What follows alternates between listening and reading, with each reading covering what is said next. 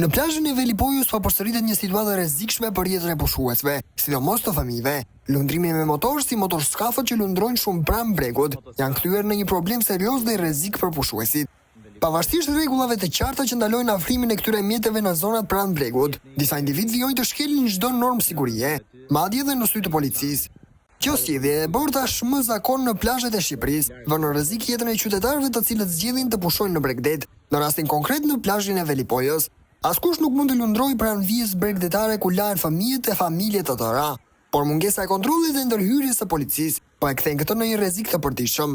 Policia kufitare, rojet bregdetare dhe Bashkia Shkodër duhet të veprojnë. Nuk e marr vesh pse disa njerëz vazhdojnë të mos kuptojnë lundrimin me motorskaf ku lahen njerëzit, fëmijët, është vdekjeprurse.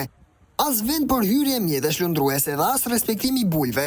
Në Velipoj, shkrua një pushues. Sezoni i verës është për të shijuar disa ditë pushimi dhe për të relaksuar, jo për të regjistruar tragjedi nga motorskafët që lundrojnë duke shkelur rregullat e zonave bregdetare.